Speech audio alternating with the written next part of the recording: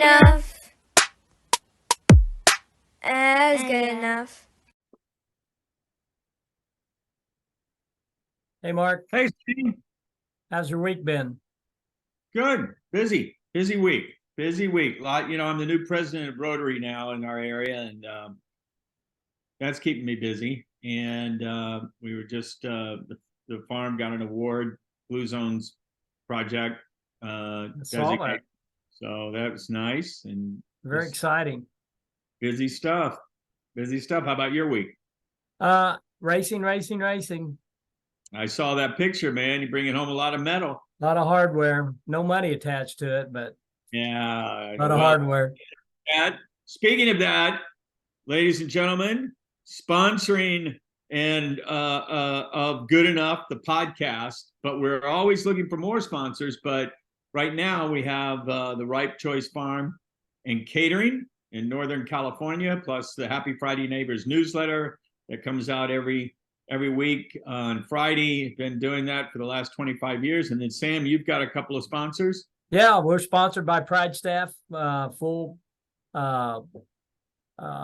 service staffing agency. We do direct hire, we do temp to hire, we do temporary, right here in Bloomington, Illinois, and also by Punk Racing, who is the home of the national champion in the 160 heavy class, Augustine Punk. So we're always looking for more money to go faster. In fact, I just came into the office from picking up the race tires, the new race tires we bought, and just had filled with nitrogen at the tire shop. So we're going to try nitrogen this weekend. If you hit those really hard, do they explode? I mean, what is that dangerous? Well, there's a lot of reasons you use nitrogen. One, on a regular car tire, the molecule's bigger, so there's less of them in a tire, and there's some rolling rate thing. But also, you can actually count them. It's just and because they're bigger, they less likely leak. They're less apt to leak because the molecule's big. Also, but on a racing tire, because of the nitrogen, that's on a regular tire. It's on a regular tire or any tire. But on a racing tire, you use them because nitrogen doesn't expand at the ratio when it gets hot that regular air does. So if you got a hot racing tire, you want the pressure to be the same throughout the race. So when you're racing on asphalt, they get really hot. So we're going to be racing over in Indianapolis at Indianapolis Raceway Park this weekend, where the Busch, I guess not Busch now, Xfinity cars are racing. And the truck guys are racing, so we'll be right with them this weekend. Well, that's kind of the way we are. We're like regular tires. We have a lot of hot air, so there's a lot of hot air. We get hotter and hotter and expand. We boviate and bloviate. Yeah. Well, that's cool, man. When is we should probably introduce ourselves a little better than we do. I'm Sam Lewis. I'm here in Bloomington, Illinois, and you are? Mark Lips, and I'm here in Northern California on beautiful Clear Lake, and we're excited to be here with our podcast, Good Enough. Every week we have somebody interesting. Sometimes it's authors, sometimes it's just people with an interesting story. Other times it's like today we've got another person that's smarter than this, that will be the smartest person in the room. That's a low bar with. Yeah, that's true. Yeah. Let's face facts there. That's a low bar. Yeah. But that's what makes Good Enough so good, is the fact that everybody feels comfortable talking to us because they know that anything they say, it's news to us. So, I often wonder if it's a little like for them, it's like staring at a dog when you're talking to it and we're going. Right. Ears up, everything. Exactly. That's good. I wonder about that. Well, for me, of course, it's squirrel. Well, you and I both have a little bit of that in common. Yeah. So who's our guest today? It's Dr. Browne, Kate Browne, a friend of mine. I'm going to read her intro right now. Kate Browne teaches people how to tell stories that change the world for good. And that's a fact. She holds a PhD in English, uses her background in storytelling to research as a learning designer, gender studies professor, and curator also for our TED Talk here in Normal. That's how I got to kind of know Kate, is working on the TED planning committee with her. Her writing has appeared in Runner's World, Refinery 29, Autostraddle. I'm not sure what that is, but I know, and Self Magazine. Recently, Kate added a new dimension to her story exploration practice as a singer/songwriter, performing as a solo artist, and the leader of Evening Orchid, a pop-up music jamboree. Wow. So I'm not sure what that last part is. I know most of this other stuff about Kate. Jamboree. I guess a jamboree is multiple musicians, or I know she played at the Pride Festival 2 weekends ago. Okay. And that's a pretty big deal here in Bloomington. And I think she's played. I think she's playing somewhere else this weekend. She's got so many irons in the fire. I tell her all the time, Kate, how do you keep track of everything? And she also wrote a book on the Golden Girls. Really? Yeah, she didn't. I wonder why she didn't mention that here. But you can buy her book on Amazon on the Golden Girls. It's one of the few books on the Golden Girls. You know those guys? What? Did she know them? But I don't know if this was part of her PhD or somebody. Yeah, so she just researched it and did a biography on the Golden Girls. Is it on the show itself or on the show itself? Okay. Well, we got to ask her about that. Yeah, absolutely. So yeah, I think she will be up to the task with us. Yeah. Now, when you said she teaches gender studies? Yes. What is that? If you don't know, you can. Well, I think that's a good question. You can ask her that. Yeah, I think write these down, Mark. I am. I'm gonna. What is gender? I'm not I'm not Dr. Browne's proxy. That's the class I want to take. Yeah. No, I think you're thinking of a different kind of study there. Okay. All right. Yeah. I only want to take a class with the other gender, the opposite gender. Yeah, right. So what's has anything funny happened to you lately where you went, oh, that was hilarious? Well, yeah. Well, I don't know. I guess it's funny later on, but it's like this. Now that I'm on this farm, I got irrigation, and it's like squeezing a balloon. I repair one piece, and then it blows up over there. I'm going, what? Jeez. And I go over there and I repair it, and all of a sudden, it goes up, pops up over there. It's like almost like whack-a-mole, with irrigation. Yeah, right. And then all of a sudden, the irrigation doesn't work in a certain area, and you're going, what does that mean? And you talk to an expert, they say, well, tell you what, just leave it on for a while, and if you see a lake building up, then you know that you got an irrigation problem right there. I go, and that's where you start digging. I go, that's why they're the expert. Got it. All right, will do. No. Is this underground? Is your pipes all underground? Yeah. I mean, I have drip irrigation too that's above ground, but which you can repair easily enough. But no, the stuff that's underground, I've got one out there, one faucet doesn't work, and I don't know why. It used to work, and so I have a feeling underground. That's true for me about a lot of things. Yeah, it used to work. I don't know why it doesn't work anymore, but it used to work. I can't even tell you when it quit working. Yeah. Hey, we should probably get in here and introduce.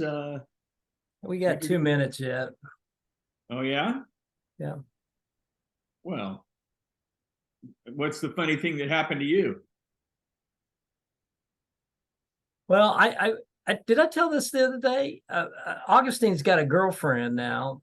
Holy cow! No, I did not know that. She's a race driver. Yeah, I told him last year. I said the likelihood of you marrying anybody but somebody at this track is very slim. Yeah. Because I said that's all you think about's racing, and you have to find somebody that thinks about racing. Same age.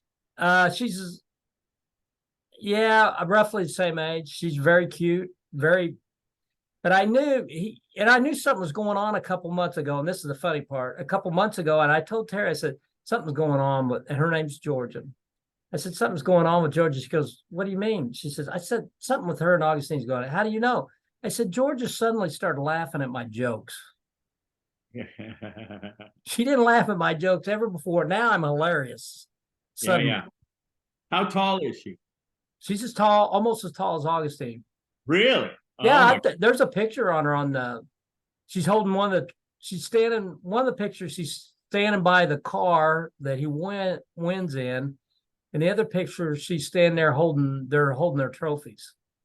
Is it the one where the group of you are holding trophies? She's not in that one. Oh, okay. That's the last one I saw. Yeah, it's one before that, but wow. So yeah.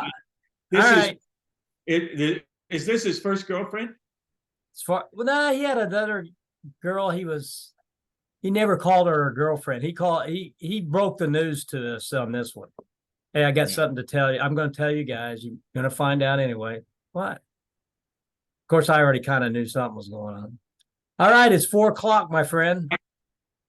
Okay, let's go meet Kate. Let's go meet Kate. All right. Gordon. All right, are you ready to meet Dr. Browne? You're on. All right, here we go.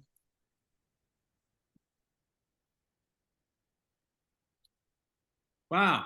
Yeah, we got to up our game a little bit. Yeah, I got it already. There she is. Hey, already you did it. The opening graphic, you have flown right over us. I mean, canvas skills really come in. Dr. Browne, we have a low bar here, so you're already miles ahead of us.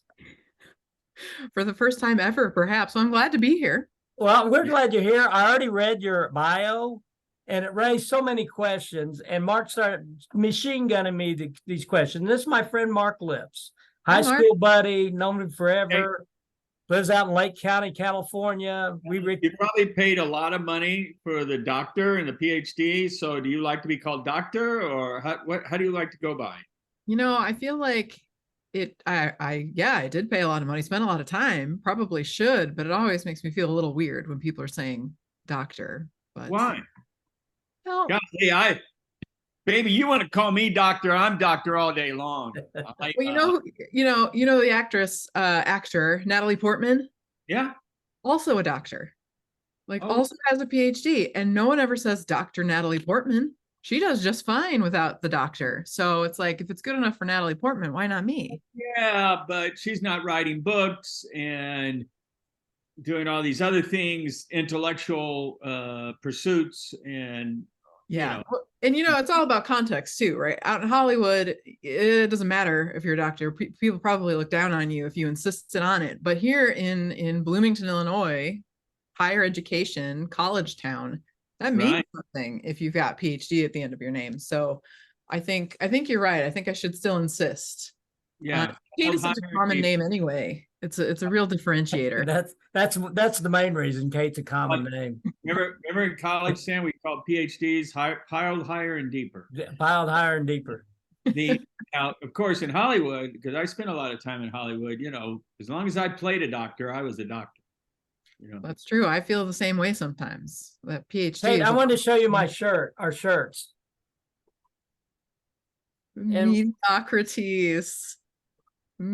So good. Good practice. We're into stoics. You're really underselling yourself with this low bar business. I mean, that's a joke and a graphic. Look at that. I'm still waiting for my merch, Sam. Still waiting for my merch. I'm gonna get you your merch. Okay. Hey, I run a pretty tight ship here, frugal ship. No, I'm reading your intro and your bio. You can tell by his back wall. They make fun of my back wall because there's nothing on it. Yeah, I'm a minimalist. Yeah, look at the overhead. Even the hair. Yeah, minimalist. Hey, when I was reading your bio, Mark started machine gunning questions at me, and I said, "Hey, look, I'm not Kate's proxy." So she can answer these questions. Let's get her on here. So I wasn't sure about, I know some of these things, but the Evening Orchid pop-up music jamboree is new to me. I didn't know any, unless you told me and I've forgotten. Yeah, no, I don't think I did. So for the last 4 years, I've been with Bloomington Normal's only all woman band. She said so. Well, we aren't playing out anymore. And so I had to learn how to play my guitar so I could be an acoustic singer-songwriter out by myself. And thing is, I'm doing my best with these guitar skills, but I'm no expert. I'm no Les Paul. Are you picking, or are you cowboy chords, or what cowgirl chords? I get by, you know how Joni Mitchell tuned her guitar so she only had to play 2 chords. Like that's kind of what I'm working with here. If it's G, D, and A, I'm good. But yeah, a lot of diamond chords, a lot of making it work. You're feeling it. Yeah, but I love playing music. They're feeling it too. They're feeling it too. Yeah. Everybody's good, and I like talking to the audience, and it's about the experience for me, right? So the nice thing about you, I suspect, when you're talking to an audience, is you're multidimensional. Whereas a lot of musicians, they're just musicians, or a writer is just a writer, or an actor is just an actor.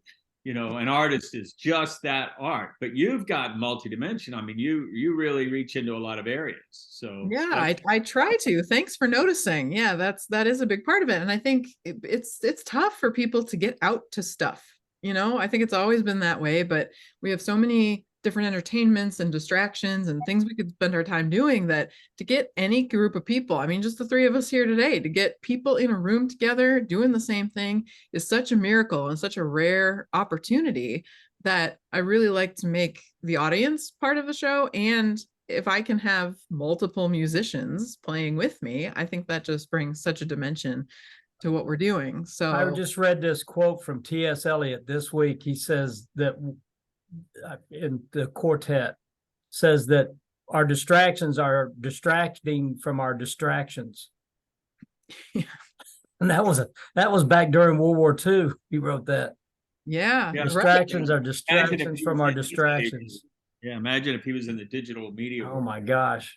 Yeah, exactly. And I think there's so many things we'd like to do, going to a live music event or any kind of in-person kind of event it represents a lot of what we'd like to do. We'd like to spend more time with people. We'd like to engage in the arts and, be a part of a communal experience. But when we don't do that and opt to stay in and watch Netflix. Do you think we got lazy with COVID because of that, or recalibrated with COVID because we don't go out to concert, or you think it's just the total screen, the world of screens now?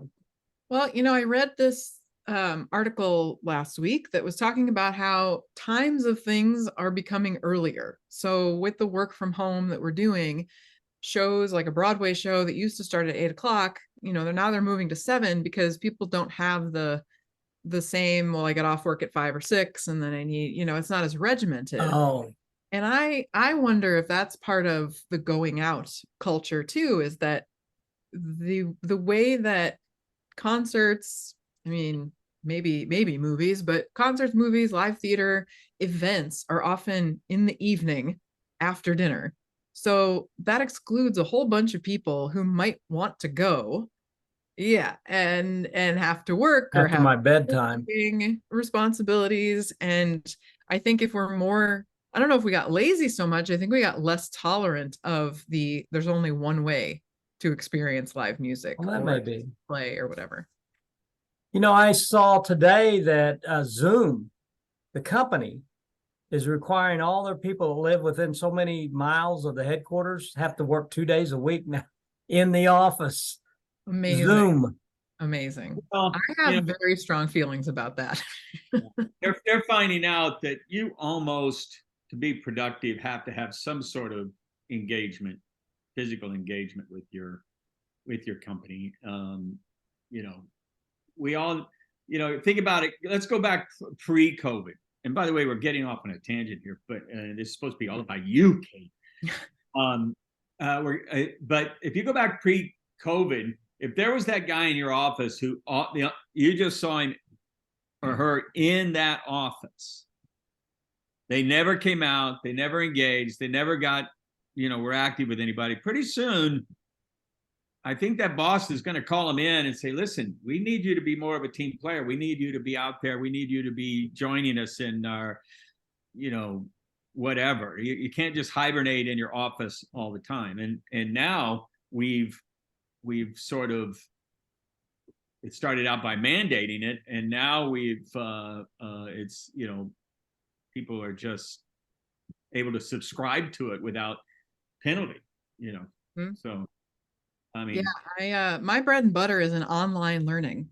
So, that's the industry where I live. I mostly work in higher ed in that regard, but I've always felt that companies that are part of an online industry, I think Zoom would count as one of those, online learning, anything online, requiring employees to be in the office for any period of time, you're undercutting what you're selling. Because you're saying that I have this product and I have this service that can be done online and it offers value when done online, but then to turn around as a company and say, but we can only do this in person. Like, so what are you actually selling then?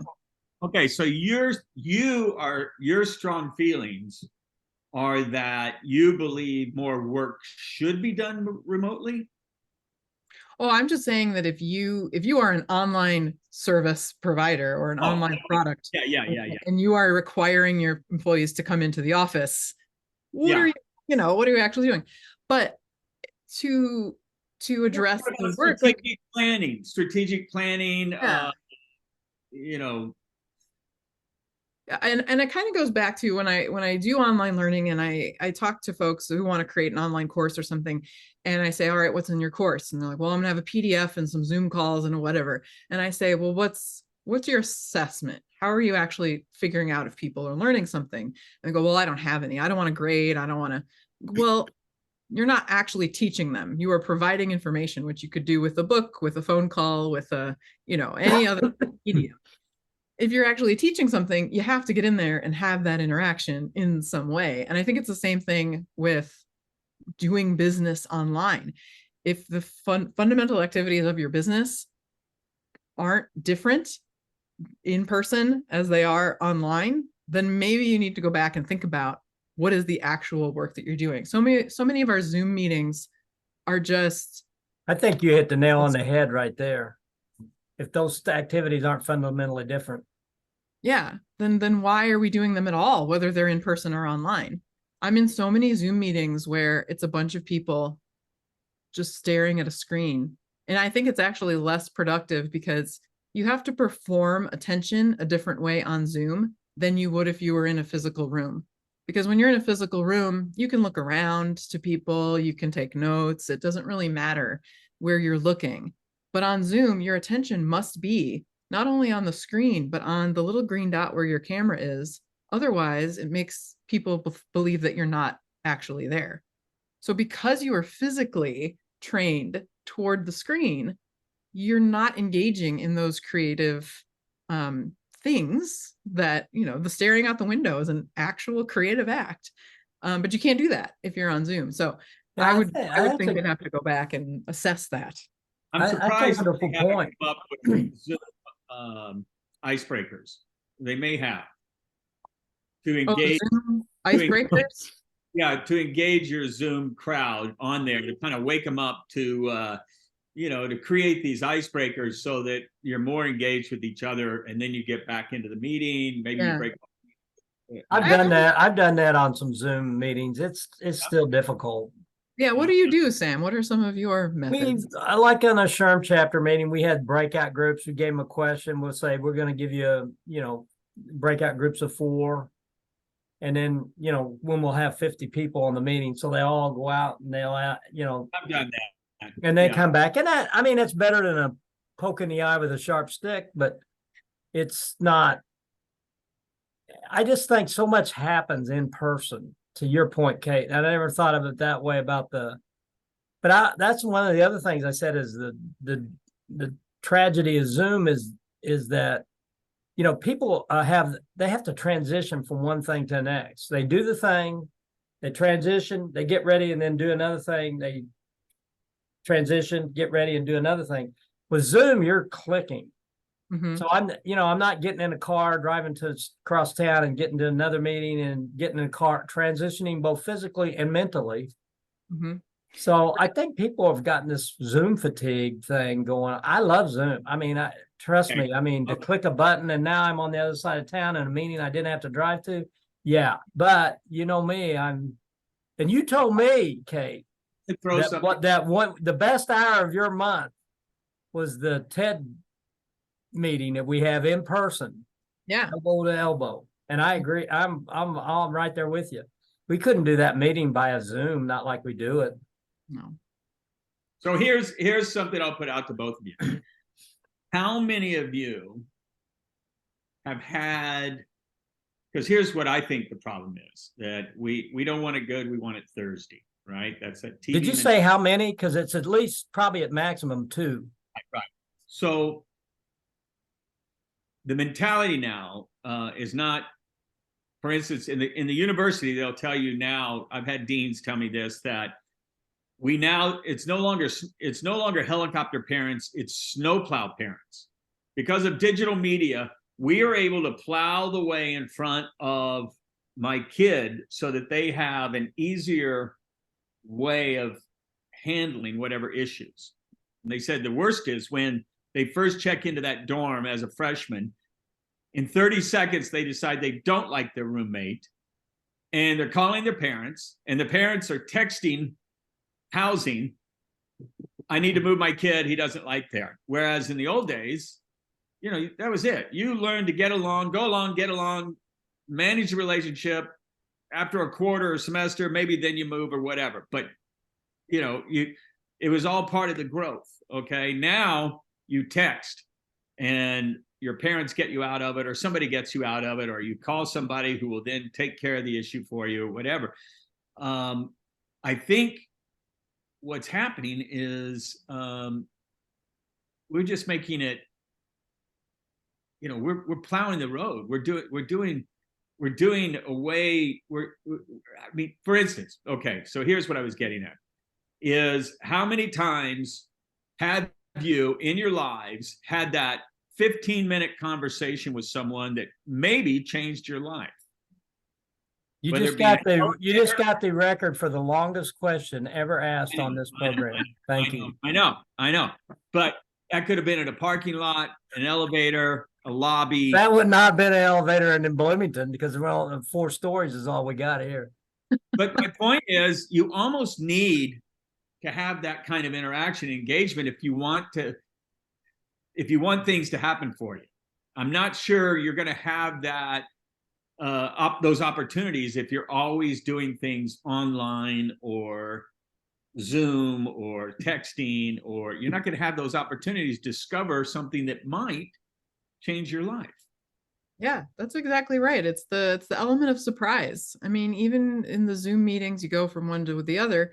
If you have to go walk down a hallway to another room, who might you see there? What might happen? Or, is there some kind of problem that can be solved even just between the 2 rooms? I know on the academic side of higher ed, we get that too, that students, they're not browsing in the library anymore. They're going right to the terminal, looking up the keywords, and then not even when they go to the stacks, if they're, going to the stacks, they're not, head tilted to the side, reading all the spines of the books to see if something else might be there too. So I think that's really important. And that's why I don't think that more work should be done online. I like that it is accessible. I like that it gives people opportunities that they wouldn't normally have. All of that is great.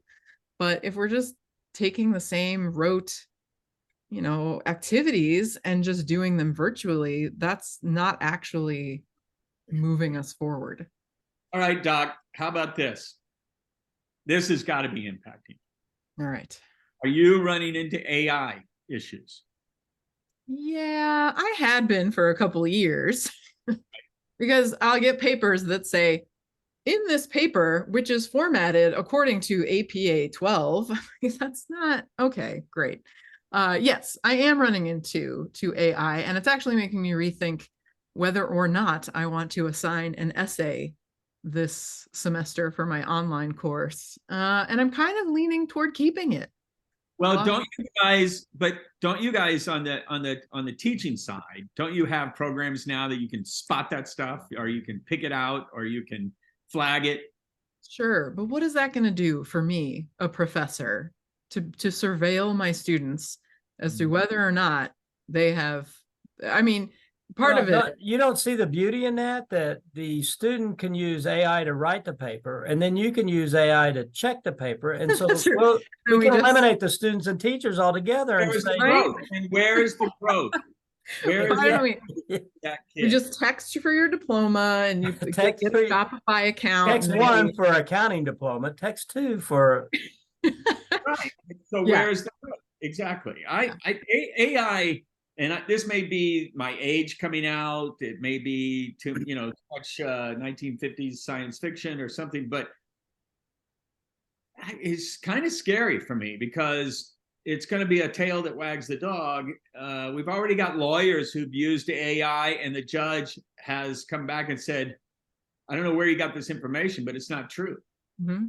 You're using cases that don't exist." Well, I put it into my AI program and it spit out but they don't exist.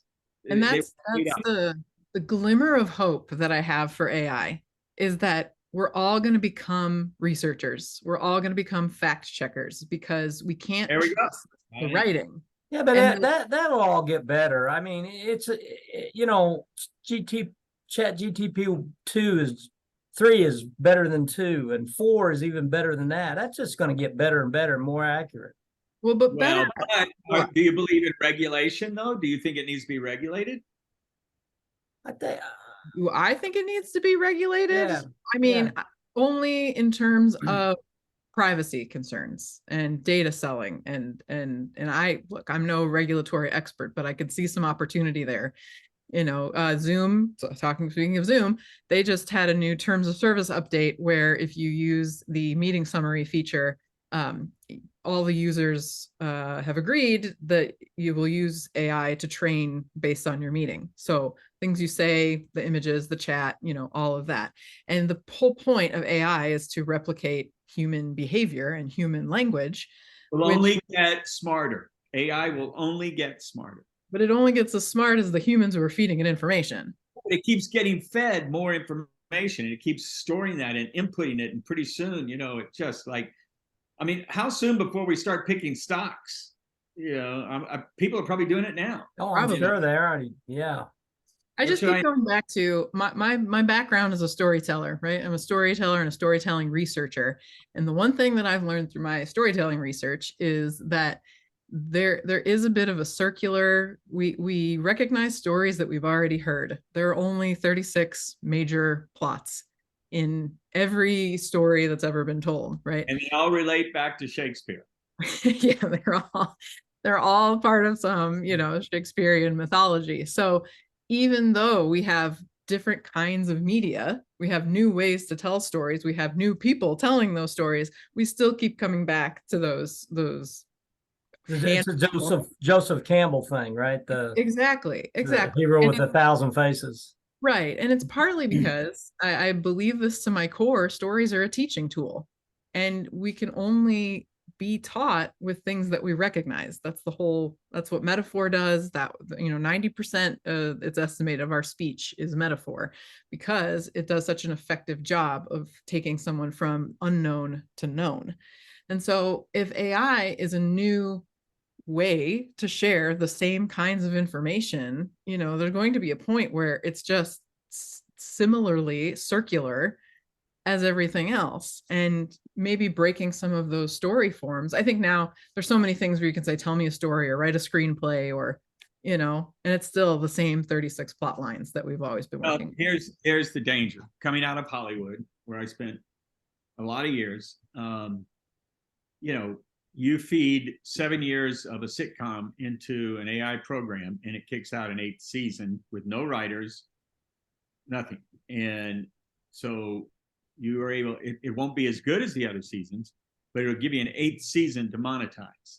Mm-hmm.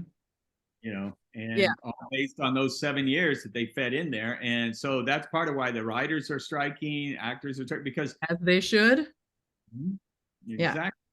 And I'm definitely not an AI apologist. I'm not here to promote AI or anything, but I do think that even if AI gets better, our tolerance for it is going to get lower because people crave that human connection, and they want to know that there's a human behind it. There's a theory in autobiography. It's Philippe Lejeune is the one who coined it. It's called the autobiographical pact. And the autobiographical pact is an unspoken contract between the reader of an autobiographical text, and remember, autobiographical means self-life writing, that if someone says something is autobiography, you trust that the person whose name is on it wrote it, and it represents a true experience that person has. And if you think about all of the scandals that have come up, I think the book was A Million Little Pieces or something like that, was an Oprah book selection, was later found out that the guy fabricated a lot of the stories.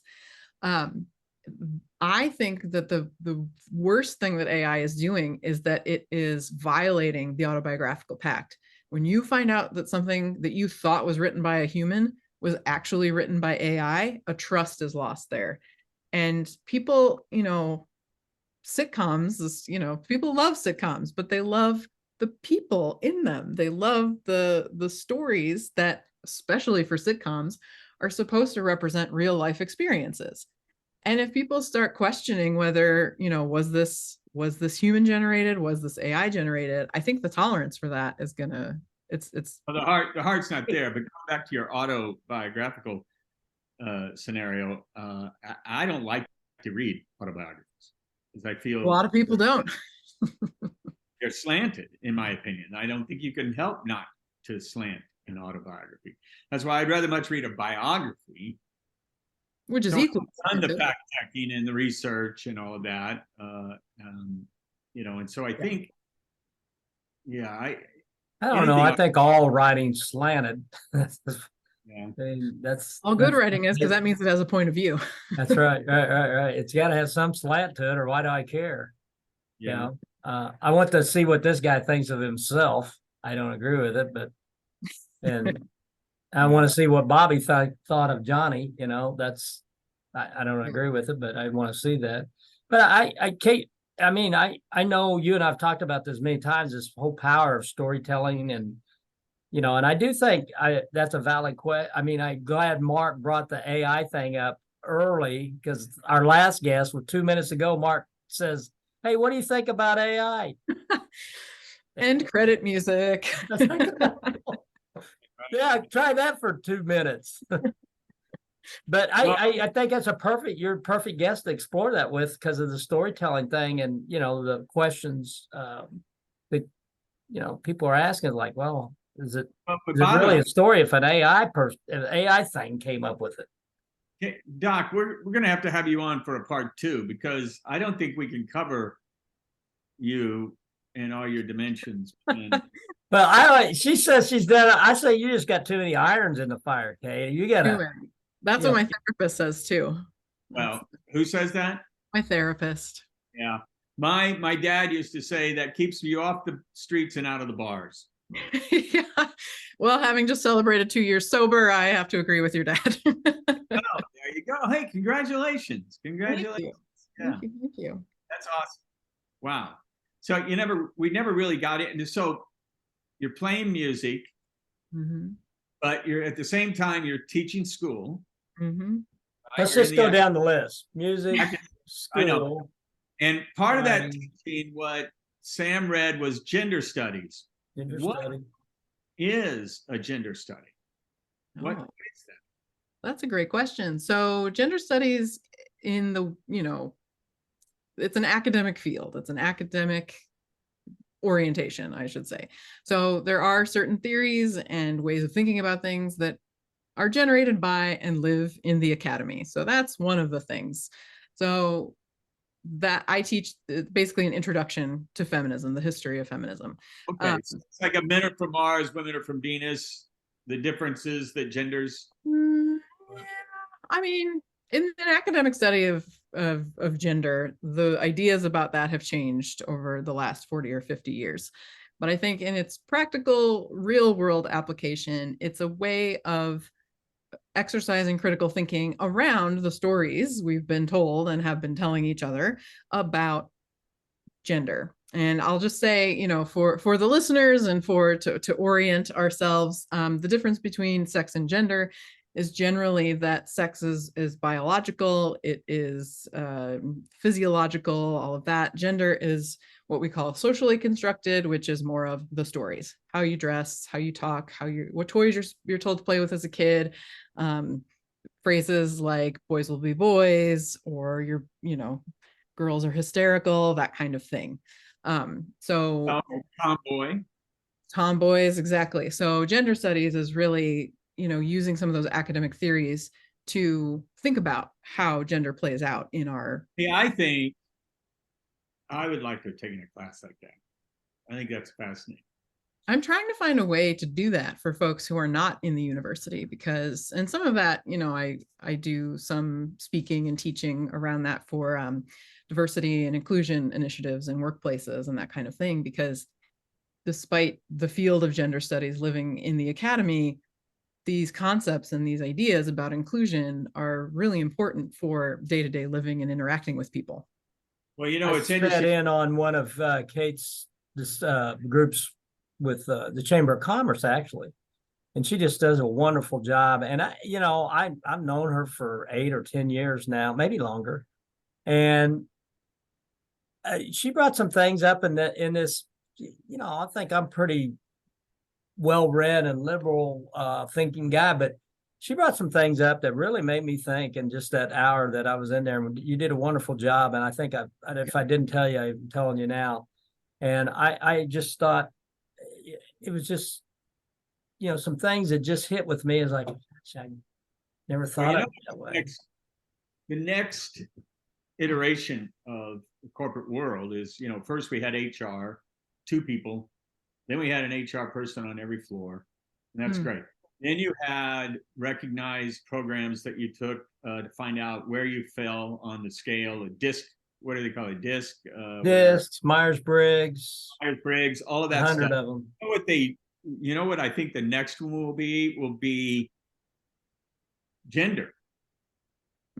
How having different genders in a corporate structure, how that impacts your decision making and understanding one gender over another gender, because all it's been now is personalities, but there's probably something there. If you understand that gender, maybe you can work with that gender, negotiate with that gender, come up with compromise, all of those things that may be the next step. Yeah, I think that's what a lot of, it's called different things at different companies, but diversity, equity, inclusion, and belonging, or justice, there's lots of ways to think about it. You're right. Yeah, but all it comes down to is, historically, who's been allowed to speak in this room, and then taking actions to make it possible for more people to be able to speak and to have a voice and to be in leadership. And a lot of that right now is, and I don't know if you all have seen this in hiring, but for prospective employees to an organization, that's one of the things that they're really concerned with is, are you're walking the walk of bringing different kinds of voices into the organization, or do you have maybe a diversity, equity, and inclusion plan, but your entire board of directors looks exactly the same? Yeah, exactly right. Do you think, let me ask you this, do you think that the lack of workforce is, necessity is a mother of invention, right? Do you think maybe more companies are having like, look, we've got to buy into this because if not, we're not going to have people sitting in our desks and offices? Yeah, I'm certainly no workforce expert, but I would imagine, and being in the communities that I'm a part of and doing this work, it's I think if we're just talking about gender, one of the things about gender is being out at work. And I was talking about this a couple of weeks ago, where it's important to Pride was in June, and I led my company's first Pride initiative this year, and it was all about how it wasn't that long ago that folks could not be out at work. They may not show family photos on their desks. They may not bring their partners to different company functions. And so as it becomes more acceptable to be out in other places, work also should be one of those places. And I think people are not as willing to hide different parts of themselves. And that's not just for gender. That's, folks with disabilities and neurodivergent folks and people of color, people with different religious, what is it? I can't think of the word, but they don't want to hide those parts of themselves. And so companies who are proving themselves not to be inclusive in that way, they're not getting as many. I think sometimes people simplify DEI too much, where they just feel like they need to check the box, and the way they check the box is when they think of diversity, equity, or equality and inclusion is, oh, I've got to hire a female, I've got to hire a black guy or an Asian, or and I think I like the idea when you said gender. I think we need to get the words gender in there, gender inclusion. And explain that, DEI, I think sometimes just right. I think a lot of people talk the talk, but I don't think they walk the walk even yet. That's my point. That's what I think. And I think they think they are. I think they really think they are. Yeah. But and one of the things I'm interested in too is leadership development for marginalized communities, folks who don't have access to that. And that could be a gender thing. That could be. I think that's huge. I think that's one reason why they get to make an excuse why this person doesn't get the job, because they've never been developed a leader, and they're right. They say he's not a leader or she's not a leader, and they're right. But also, they can prove it. To Kate's point earlier, that they need to feel like they have a voice in the room. And if you do not have the skills that you're confident and that you are proud of who you are and that you're confident, you're not going to stand up and position yourself. And people need to do that. And trust me, I don't care if you're a zebra in the room. If you position yourself well, people will listen to you. If you're confident and you position yourself well, they'll listen to you because you exude this. Hey, I knew this was going to happen, but we got 2 minutes left. Okay, I have a minute and a half. I'll make this really quick. All right. When I talk to companies, I always talk to them about a make space, take space model. So there is a responsibility for employees or anybody who's part of an organization to have that confidence to be able to stand up and do that. That's the take space model. But the make space is also the responsibility of the organization to make it possible for that person to thrive. There is a huge safety in any DEI initiative that you do. And that's what allows people to, if you're talking about gender, like trans folks, to take a leadership responsibility and know that they're not going to be undermined because of how they're presenting and how they dress, how they speak, anything like that. So that's the model that I work from. And if that is the parting thought that I have for you all, it's yes, the responsibility for the person to have leadership and the organization to give them those opportunities. I knew we were going to run out of time, Kate. Thank you. Dr. Kate, we got to bring you back. We have to bring you back. We will bring you back to talk about TED, all right, when we get closer, all right? Absolutely. A lot of things. Until next time. I want to say goodbye before we get cut off. Thank you, Kate, so much. Bye. Love you. Kate, Bye-bye. And by the way, you are more than good enough. Oh, thank you. You guys are too. Don't sell yourself short. Bye-bye. Good. Good. Good.